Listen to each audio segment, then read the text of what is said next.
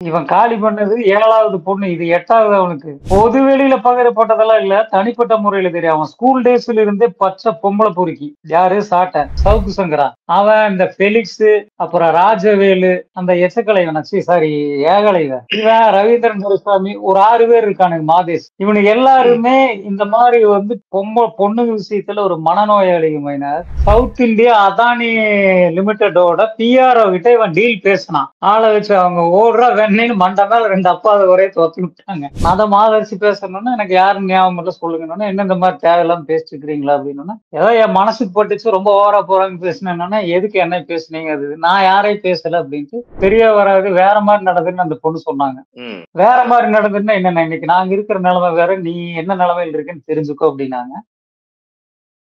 வணக்கம், இது YouTube routers. நான் மைனர். சுபா முத்துக்குமார் அவருடைய தம்பி அசோக் அப்படிங்கிற பேர்ல ஒரு ஆடியோ வைரலா இருந்தது. அதை பற்றி நாம ஒரு நேர்காணல் அசோக் அவர்களிடமே நேரடியா நம்ம கேட்டிருந்தோம். அது மட்டும் இல்லாம அந்த சுபா முத்துக்குமார் அவருடைய இறப்புல சீமானுடைய பங்கு இருக்கு அப்படிங்கிறதுல அந்த முதல் பகுதி நம்ம பார்த்திருப்போம். இந்த பகுதியில சுபமுத்துமாரோடைய மனைவி மாதரசி அவங்களதான் இப்ப சாட்டை திருமணம் செஞ்சிருக்காங்க.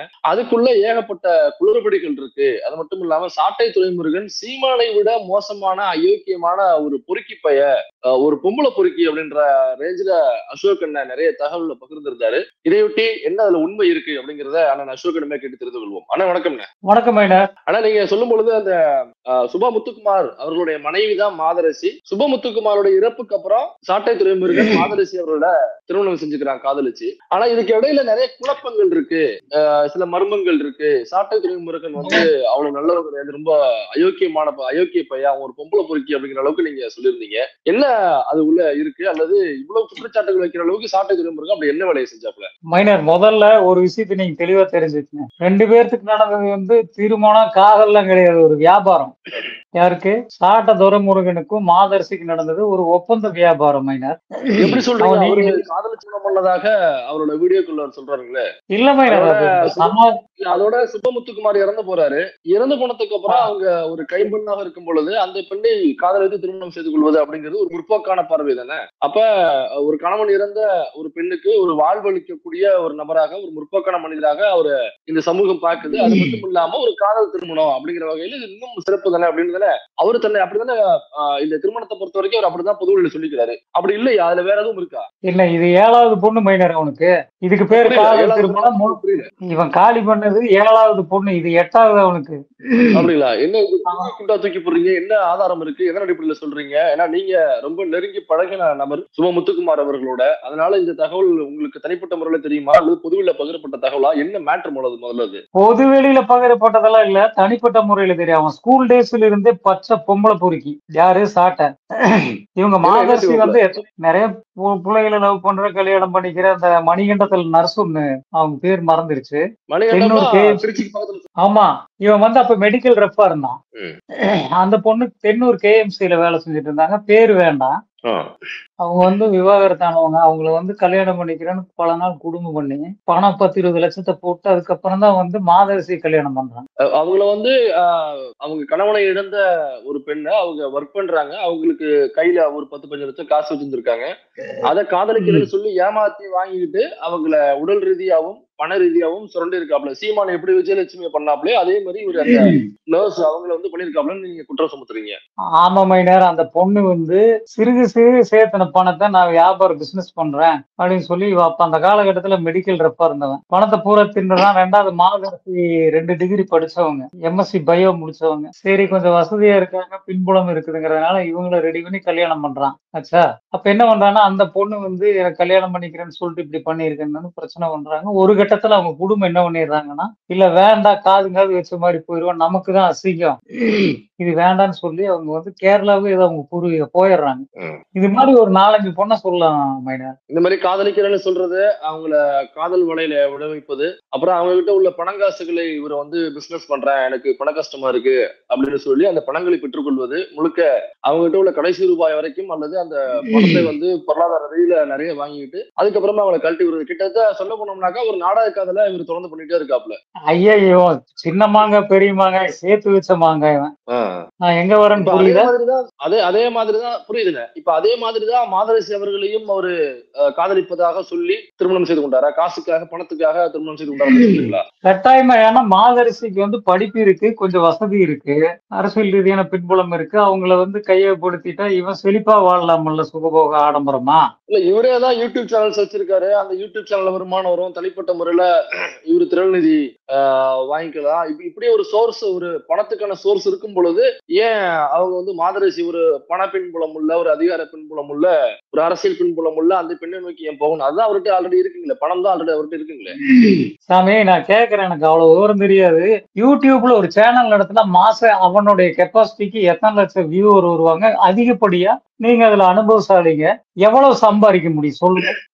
இப்ப அவர் வாழ்ற அந்த பணக்கார தன்மையான வாழ்க்கை இருக்கு இல்லைங்களா? ஒரு 2-3 கார் வச்சுக்கிட்டு சென்னையில வந்து 2 அபார்ட்மெண்ட், அதோட சொந்தமான ஆபீஸ், திருச்சியில ஒரு வீடு, அப்புறம் வேற எங்கேயும் நிறைய இடங்கள் வாங்கியிருக்காரு இல்லைங்களா? அந்த அளவுக்கு யூடியூப்ல சம்பாரிச்சு கண்டிப்பா வாங்க முடியாது அப்படிங்கிறது எனக்கு தெரியும். கேட்டா இப்ப நீங்களும் தான் நடத்துறீங்க, உங்களை மாதிரி பல பேர் வந்து யூடியூப் சேனல் நடத்துறாங்க. எல்லாரும் சாட்டைக்கு இணையா வந்து வாழ்றாங்களா? இல்ல. அப்புறம் கேக்குறீங்க, அவன் கடைசியா இந்த 5 வருஷமா அவனோட பொருளாதாரத்தை விரிவா விசாரணை பண்ணி பாருங்க. துறையூர்ல மட்டும் 7 ஏக்கராவோ 6 ஏக்கராவோ நிலம் வாங்கி போட்டிருக்கான் அமைச்சர். அவன் குடும்பம் அவ்வளவு பெரிய வசதி வாய்ப்பான குடும்பம் இல்லை, ஒரு நடுத்தர குடும்பம் தான். திருநெல்வேலி அவன் பூர்வீகம். சமூக ரீதியான அடிப்படையில தான் அவன் சீமானோடு இருக்கான், புரியுதா?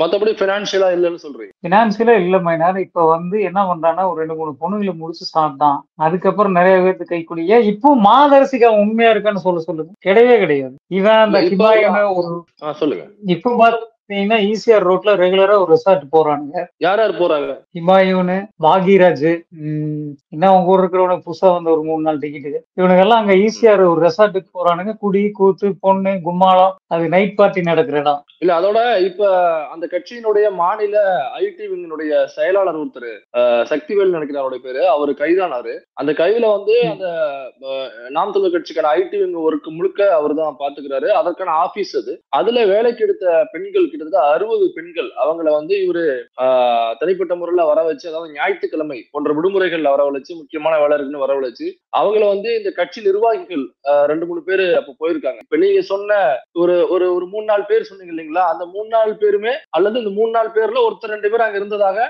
அவங்க பதிவே பண்ணிருக்காங்க. கம்ப்ளைண்ட் கொடுத்தவங்களே அந்த பேரோட பதிவு பண்ணிருக்காங்க. அப்ப அவங்கள வச்சு நான் சொல்றது சரியா வருது. ஆமா, அந்த பெண்களை வந்து இவங்க பாலியலாக சுரண்டுறது அப்படிங்கறதா வழக்கா போய் அதுல கைது பண்ணிருக்காங்க அந்த கட்சியினுடைய மாநில ஐடி விங் செயலாளர். அவன் அந்த பெண்களை வந்து பிரெயின் வாஷ் பண்ணி வீடியோ எடுத்து அடிபணிய வச்சு கட்சிக்காரர்களுக்கு நீங்க வந்து இதே மாதிரி அவங்க கிட்டையும் போகணும் அப்படின்னு சொல்லி அடிபணிய வைப்பது அப்படின்னு அந்த பெண் கம்ப்ளைண்ட். அப்ப நீங்க சொல்ற விஷயத்துக்கும் இதுக்கும் ஏதோ சிங்க் ஆகுற மாதிரி எனக்கு தோணும். இல்ல மைனர், இப்ப நான் வந்து இட்டு கட்டி பேசல மைனர், நான் நடந்தா சொல்றேன், நீங்களும் இன்னொரு கோ இன்சிடென்ட்டா சொல்றீங்க, சரியா? ஹலோ. அதே மாதிரி இவன் சாட்ட, அவன் பேர் என்ன, சவுக்கு சங்கரா, அவன் இந்த பெலிக்ஸ், அப்புறம் ராஜவேலு, அந்த எச்சக்கலைவன், சாரி ஏகலைவன், இவன் ரவீந்திரன் துரைசாமி, ஒரு 6 பேர் இருக்கானுங்க மாதேஷ். இவனுக்கு எல்லாருமே இந்த மாதிரி வந்து பொண்ணு விஷயத்துல ஒரு மனநோயாளிங்க மைனர். முடிஞ்ச வரைக்கும் காசை பறிச்சு அவங்கள வந்து என்னென்ன விதத்துல அனுபவிக்கணுமோ அனுபவிச்சுட்டு தூர போட்டுறானுங்க. இவன்லாம் தமிழ் தேசியவாதி, இவன் சைமன். ஒண்ணு சொல்லட்டுமா? வனத்துல இருக்க குரங்கு இருக்குல்ல, அந்த குரங்கு வந்து ஊர் பக்கம் நகரத்துக்குள்ள வந்துருச்சுன்னா அது ஒரு கூட்டமா தான் வரும். அப்ப எங்கேயாவது கல்லு கில்லு ஓகத்துல கல்லு சாராயம் கிடைச்சுன்னா குடிச்சு என்ன ஆகுதுன்னா மசை பிடிச்சுக்கிறது, பைத்தியம் பிடிச்சு மண்டை குழவி மெண்டலாயிடும். இந்த வசனம் எல்லாம் சீமான் அவனா சொன்னது இல்ல, டப்பிங் அடிச்சது. நம்ம போல எதார்த்தமா பேசுவோம், அதெல்லாம் காப்பி அடிச்சு ரெக்கார்ட் பண்ணிக்குவானுங்க, அதை வச்சு அடிச்சு விடுறதான். மண்டை குழவி மெண்டலாயிடும். என்ன பண்ணுமாமா? பிடிக்காத குரங்குகளை புடிச்சு கடிச்சு வைக்குமாமா. ஆள் கிடைக்காம தனக்கு வேண்டிய குரங்குகளை கடிச்சு வைக்குமாமா. கடைசியா என்ன ஆகுமாமா? பைத்திய மெண்டல் முத்தி போய் தனக்கு தானே கடிச்சு. புரியுதா? புரியுது. அந்த மாதிரிதான் சைமனோட இருக்க சாட்டை இவனுக்கு ஒரு 6-7 பேர் 10 பேர் இருக்கானுங்க மைனர். இவனுக்கு எல்லாம் வந்து சாராயத்தை குடிச்சு மெண்டலான குரங்குங்க. இதுக்கு பெரிய குரங்கு, தாய் குரங்கு யாருன்னா இவன் சைமா. இப்ப இந்த சாட்டை துறைமுருகன் அவங்க, ஆமா, இப்ப சாட்டை துறைமுருகன் மாதரசியை கல்யாணம் பண்ணது அப்ப காசுக்காக மட்டும்தான் அவர் கல்யாணம் பண்ணிருக்காரு. அவங்களுடைய பணத்தை வந்து இவரு பயன்படுத்திக் கொள்வதற்காக அவர் திருமணம் பண்ணிருக்காரு அப்படின்னு சொல்றீங்க. தனிப்பட்ட முறையில அவருடைய பர்சனல் டீடைல்ஸ் சில விஷயங்களை நீங்க பகிர்ந்துருக்கீங்க. யாரோ ஒரு பெண்ணுடைய வாழ்க்கையை வந்து சீரழிச்சிட்டாரு அப்படின்றத பகிர்ந்துருக்கீங்க. வேற என்ன சாட்டை துறைமுகனை பத்தி உங்களுக்கு ஒண்ணு சொல்லிக்க விரும்புறேன். மாதரசியோ அவங்க குடும்பத்தையோ கேரக்டர் அசோசியேஷன் பண்றதுக்கு நான் விரும்பல. அந்த மாதிரியான நடைமுறையில் நாங்க வந்தவங்க கிடையாது. ஆனா உண்மையை சொல்ல வேண்டிய சூழ்நிலை இருக்கு. அந்த பொண்ணு நல்லா இருக்கணும், நல்லா வச்சு பாத்துக்கணுங்கிற எண்ணம் எல்லாம் அவனுக்கு துளியோட கிடையாது. நேர்மையானவன் கிடையாது. பெண்கள் விஷயத்துல அவன் வந்து அப்பட்டமா மாதரசிக்கு துரோகம் பண்றான். டெய்லி ஒரு பொண்ணு. இது அவங்களுக்கு தெரியுமா தெரியாதான்னு தெரியல. நமக்கு அது தேவையில்லாத தனிப்பட்ட பிரச்சனை. சொல்றது புரியுதா? ஆனா சொல்ல வேண்டிய சூழ்நிலை. இவன் வந்து தனிப்பட்ட முறையில் இருந்தா வேற, பொது வெளியில வர்றப்ப நம்ம இதெல்லாம் வந்து விமர்சனம் பண்ணித்தான் ஆகணும். புரியுதா? இப்ப எனக்கு ஒரு வாரமா எத்தனையோ மிரட்டல் கால் வருது. வீட்டுக்கு ஆள் வர்றானுங்க, மிரட்டுறானுங்க, வெட்டிடுவோம், குத்திடுவோம், போனா பண்ணி வச்சிரும், ஊருட்டு ஓடிடு, கையை உடைச்சிருவோம், காலை உடைச்சிருவோம், எங்கெங்கயோ இருந்து கனடால, பிரான்ஸ்ல, லண்டன்ல அந்த எண்ணெல்லாம் அனுப்பிச்சு வைக்கிறேன். நான் புகார் கொடுத்துருக்கேன். நீங்க எல்லாம் ஏதாவது பார்த்து மீடியாக்காரங்க ஏதாவது பேசி கீசி ஏதாவது நல்ல நடவடிக்கை எடுக்க சொல்லுங்க. இந்த மாதிரி ஏதாவது நியாயத்தை பேசணும்னு நினைக்கிற 4 பேர் வந்து பயந்துட்டு இப்படியே காலம் போற உள்ள இருக்கிறாங்க. இப்ப நீங்க வந்து இத்தனை காலம் கழித்து இந்த சுபா முத்துக்குமார் அவருடைய இறப்புக்கு பின்னாடி சீமானுடைய தலையீடு இருக்கு, உள்ளீடு இருக்கு. அவரா இந்த சாட்டை துறைமுருகன் அப்படிங்கிறவங்க எவ்வளவு பெரிய ஒரு அயோக்கியம், பொம்பளை பொறுக்கி அப்படிங்கிறத நீங்க தெரிஞ்ச வாசி நீங்க எக்ஸ்போஸ் பண்ண வந்திருக்கீங்க. அப்படி இத்தனை வருடம் கழித்து வரும்பொழுது உங்களுக்கு இவ்வளவு கொலை மிரட்டல்கள், இவ்வளவு ஆபாச தாக்குதல்கள் நாம் தமிழர் கட்சியில இருந்து, வெளிநாட்டு நம்பர்ல இருந்து, உள்நாட்டு நம்பர்ல இருந்து உங்களுக்கு கொடுக்குறாங்க. இதை நீங்க புகாரா எழுதி நீங்க பக்கத்துல உள்ள காவல் நிலையத்துக்கு அனுப்பியிருக்கீங்க இல்லையா? ஆமா, எனக்கு உடம்பு சரியில்லை, அதனால என்னால நடக்க கூட முடியாது. நான் வந்து ஓய்வுல சிகிச்சையில் இருக்கேன். சரி, அதனால வந்து பதிவு தபால் அனுப்பிச்சிருக்க. அரசாங்கம் காவல்துறை நடவடிக்கை எடுக்குதான்னு பார்ப்போம். இல்லாட்டி நாங்க வந்து வேற ஏதாவது எங்களுக்கு தெரிஞ்ச நாங்க செய்ய வேண்டியது தவிர வேற என்ன செய்ய சொல்றீங்க? இவன் அளவுக்கு அரசியலோ பொருளாதார இந்த சாட்டை துறைமுருகன் வேற ஏதாவது பண வசூல் அந்த மாதிரி எதுவும் ஈடுபடுறாப்லையா? வெளியில முதலாளிகள் கிட்ட, பணக்காரங்க கிட்ட அதாவது கட்சியின் பேரை சொல்லி ஆட்டையை போடுறது, மிரட்டி பணம் வாங்குறது அந்த மாதிரி எதுவும் நடந்திருக்குங்களா? மைனர், இந்த கல்குவாரி மேட்டர் கன்னியாகுமரியில கிட்டத்தட்ட வந்து 3.5 கோடி ரூபாய் வாங்கிட்டானுங்க. அவன் பேர் என்ன, இம்லரா? ஆமா, இம்லர் அனுப்பிச்சுதான் பணம் வாங்குறானுங்க. அது வந்து கேரளாக்காரங்களோடது. எல்லாம் வந்து கொள்ளத்துக்காரங்க, அந்த குவாரி ஓனருங்க. அத பில்டிங் கான்ட்ராக்டர்ஸ் வந்து இந்த கேரளாக்குள்ள இன்ஃப்ராஸ்ட்ரக்சர் நடக்குது இல்ல, அதனுடைய மெயின் கான்ட்ராக்டருக்கு, கிரேட் ஒன் கான்ட்ராக்டருக்கு எல்லாம் கொல்லம், நம்ம திருச்சூர், ஆலப்புழா, அவங்க கிட்ட இந்த ஹிம்லருங்கிறவனுக்கு தெளிவா மலையாளம் தெரியும். அவன் சாட்டை எல்லாம் போய் பணம் வசூல் எடுத்துட்டாங்க. 3.5 கோடி ரூபாய் இதுவரைக்கும் வாங்கியிருக்கானுங்க. இப்ப அந்த பேச பத்தி பேசுறாங்க. தமிழ் தேசியம், தமிழ் மட்டும்தான் எங்களுடைய உயிர், நாங்க வந்து தமிழ் மட்டும்தான் நாங்க இருப்போம், ஆங்கிலம் கலந்து பேசினா கூட அவங்கள சாட்டையில வெளுத்து நாங்க அவங்களுக்கு உரிய தண்டனை கொடுத்துருவோம் அப்படிலாம் மேடல பேசிட்டு அந்த பையன் ஹிம்லர் வந்து மலையாளம் தெரியுமா அவனுக்கு? அப்ப மலையாளம் கல்வி அடிக்கலாம்.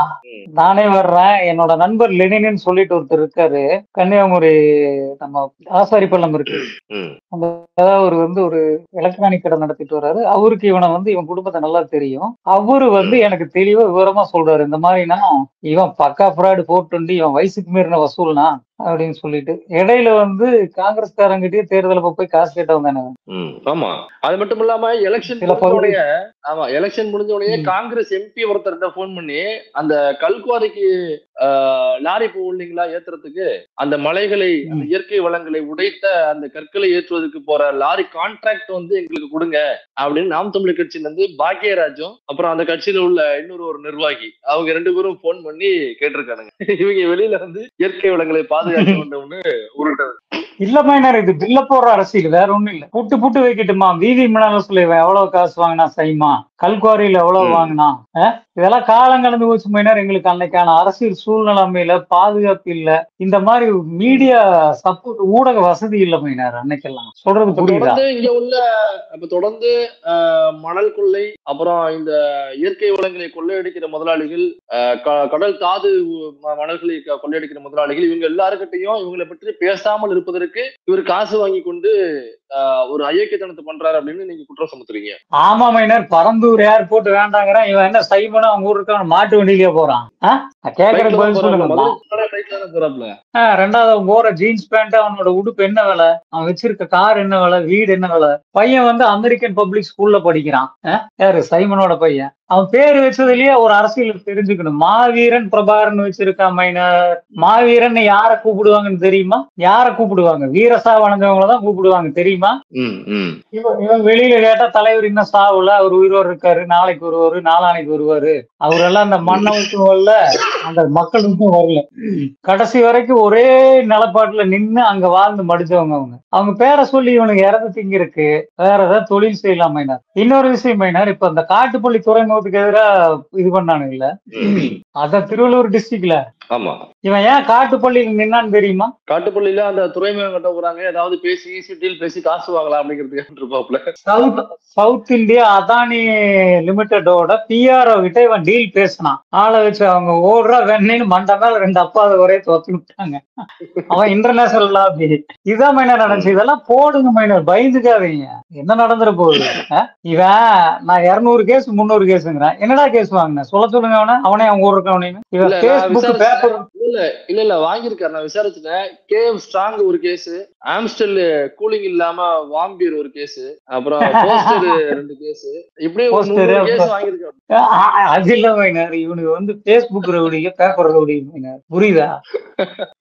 இவன் வந்து இங்க நிறைய பேர் அப்படி இல்லை, இங்க எங்க பசங்க அப்படி சொல்லுவாங்க. ஆனா பேஸ்புக் குண்டலா துப்பாக்கின்றீங்க. இவனை நாங்க 2010 இருந்து நான் தான் சொல்லுவேன். நிறைய டுமில்னு நான் ஒரு பட்டப்பேர் வச்சிருப்பேன். யாரா சைமனை டுமில் வராங்க கடைசியில. அதே மாதிரி AK 56 57 எல்லாம் சொன்னா தெரியுமா? நாச்சிகுடாக்கு நான் மருந்து அனுப்பிச்சுட்டு கேஸ் வாங்கினோம் மைனர். மருந்து துணிமணி கடைசி சீன்ல அதுல வந்து இங்க தென்னவன் சொல்லிட்டு நம்ம நண்பரு மருந்து கடை வச்சிருக்கிறாரு, மெடிக்கல் ஷாப். அவருக்கு ஒரு 11 லட்சம் நட்ட வண்டி அடிபட்டுருச்சு, வழக்காய் போச்சு.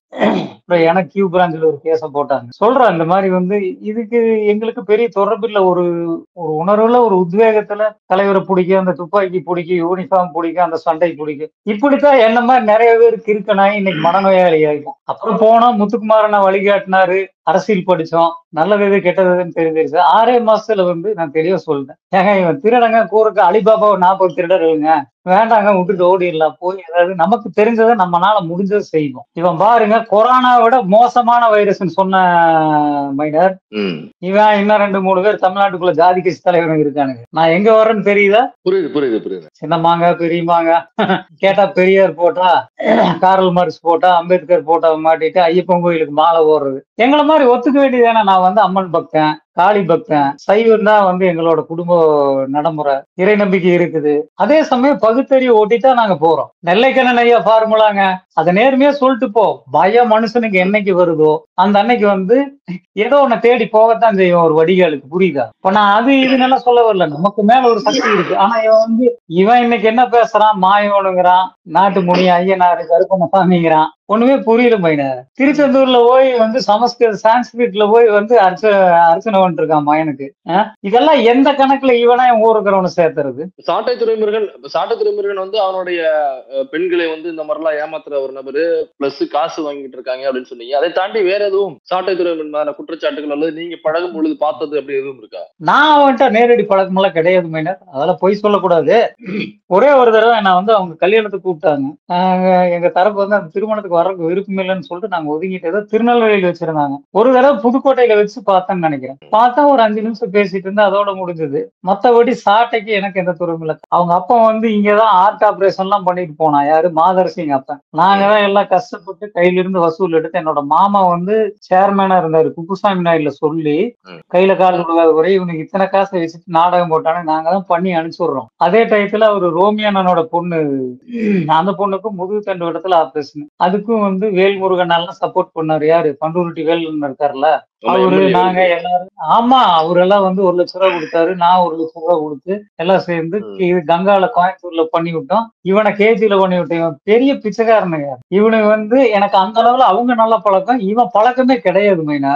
நேத்து அவன் பொண்டாட்டியை வச்சு கூப்பிட்டு மிரட்டுறான். அவங்க மாதரசி கால் பண்ணாங்களா? இந்த ஆடியோ போட்டதுக்கு அப்புறம் மாதரசி கால் பண்ணிருக்காங்க. ஆமா மைனார், 89 79 ஒரு நம்பர்ல மைனார் 10 மணி இருக்கு. என் வீட்டுமா நான் தான் மாதரிசி பேசணும்னா எனக்கு யாரும் ஞாபகம் இல்ல சொல்லுங்கன்னா, என்ன இந்த மாதிரி தேவையில்லாம பேசிட்டு இருக்கிறீங்களா அப்படின்னா, ஏதோ என் மனசுக்கு பட்டுச்சு ரொம்ப ஓவரா போறாங்க பேசினேன்னா, எதுக்கு என்ன பேசுனீங்க, அது நான் யாரையும் பேசல அப்படின்ட்டு, உங்களுக்கு ஏதாவது நீங்க போய் புகார் கொடுத்துக்கங்கன்ட்டேன். நீங்க இந்த ஆளை வச்சு மிரட்டுறது 1 வாரமா, 2வது சரியா வராது, வேற மாதிரி நடக்குதுன்னு அந்த பொண்ணு சொன்னாங்க. வேற மாதிரி நடந்ததுன்னா என்னென்ன, இன்னைக்கு நாங்க இருக்கிற நிலைமை வேற, நீ என்ன நிலைமையில இருக்குன்னு தெரிஞ்சுக்கோ அப்படின்னாங்க. மரியாதை குறைவா பேசாதம்மா, நீ நம்ம கிட்ட பேசினா கரெக்டா பேசு, உங்களுக்கு எங்களுக்கு 10 வருஷம் தொடர்பே கிடையாது. யாரு? எங்க தரப்புக்கு உங்களுக்கு தொடர்பே கிடையாது. நீங்க வந்து இந்த மிரட்டல்லாம் வேற எங்கேயாச்சும் வச்சுக்கங்க. நான் வந்து சட்டப்படி நான் என்ன பண்ணணுமோ பண்ணிக்கிறேன். இவ்வளவுதான். நான் வந்து அடக்குடுக்குமா தான் பேசுவேன் மைனர். எனக்கு அந்த மாதிரி தரங்கிட்டு போயெல்லாம் நடக்கவோ பேசவோ தெரியாது. இவங்கள மாதிரி ஒரு சமூக விரோத கூடாரம் எல்லாம் எங்களுக்கு கிடையாது. வழக்கு இருக்கு 1, 2 அரசியல் ரீதியா அதிமுக இருந்தப்ப இந்த மாதிரி பொறியிலா வேலைன்னு ஏதோ 1, 2 வாங்கியிருக்க மைனர். மத்தபடி இவங்கள மாதிரி பொய்த்தனம் பண்ணியோ திருட்டுத்தனம் பண்ணியோ இல்ல இந்த பேப்பர்ல டிவில பேசியோ கேஸ் வாங்கி நாங்க கஞ்சி குடிக்கிறவங்க இல்ல மைனர். அப்புறம் கனடால இருந்து பிரான்ஸ்ல இருந்து நான் அந்த நம்பர்ல உங்களுக்கு அனுப்ப 10, 20 நம்பர். அப்புறம் வகாப்புன்னு சொல்லிட்டு இவங்க கட்சியில ஒரு நிர்வாகி கோயம்புத்தூர்ல இருக்கு. அப்படியே அவரு வந்து 15ஆம் தேதி எனக்கு போன் பண்ணி காலையில 9:30 மணிக்கு மிரட்டுற. அப்படி பார்த்து கரெக்டா இருந்துக்கு நண்பா, இல்லாட்டி நடக்கிறதே வேற, ரோட்ல நடமாட மாட்டேன், தடுத்து விட்டுருவாங்கங்கிறான். இனி எங்களை சரிக்கிறதுக்கு என்னடா இருக்கு, நாங்களே நொந்து நூலாகி எல்லாம் முடிஞ்சு போய் எல்லாத்தையும் தொலைச்சிட்டு நீ என்ன இருக்கு மைனர், சொல்றதுக்கு ஒண்ணுமே இல்லை எங்ககிட்ட. இப்ப இப்படி கொலை மிரட்டல்கள் வந்து வகாப் அந்த கட்சியினுடைய முக்கிய நிர்வாகி வகாபு நேரடியாக போன்ல கொலை மிரட்டல் விட்டுருக்காப்ல. சாட்டை துரைமுருகனுடைய மனைவி மாதரசி அவங்களும் உங்களுக்கு போன் பண்ணி கொலை மிரட்டல் கொடுத்திருக்காங்க. அது இல்லாம நாம சார்பாக வெளிநாட்டு நம்பர்ல இருந்து உங்களுக்கு கொலை மிரட்டல் வந்திருக்கு. அது இல்லாம மைனர் வேற ஒரு நிமிஷம் இருங்க மைனர்.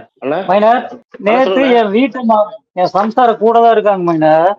அப்பதான் 10 மணிக்கு போன் பண்ணி மிரட்டுறாங்க. அவங்க என்னன்ட்டாங்கன்னா போனை கட் பண்ணிருங்கய்யா அப்படின்ட்டாங்க. ஏன்னா இவனுங்களோட சண்டை போற நிலைமையில நாங்க இருக்கிறோம். மீட்பனே வா, உன் மேய்ச்சல் நிலங்களில் பன்றிகள் மேய்கின்றன, புரியுதா? செங்குருதி புனலில் மனித நேயம் நீராடுகிறது.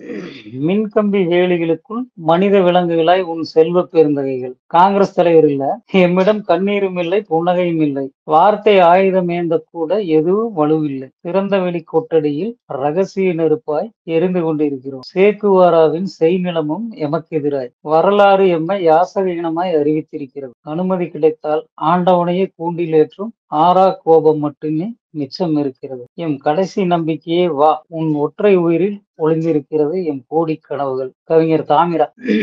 அந்த கவிஞர் மேய்ச்சல் நிலங்கள் தெரியும். மேய்ச்சல் நிலங்கள்ல பண்ணி மேய்துன்னா யார சொல்றேன், புரியுதா? தெரியுது. அது பன்னிகள் இல்ல, ஆமைகள். இப்ப ஆமைகள் மேய்ந்து கொண்டிருக்கு. அது கூட வந்து ஒரு பயன்பாடு உள்ள விலங்குதான்.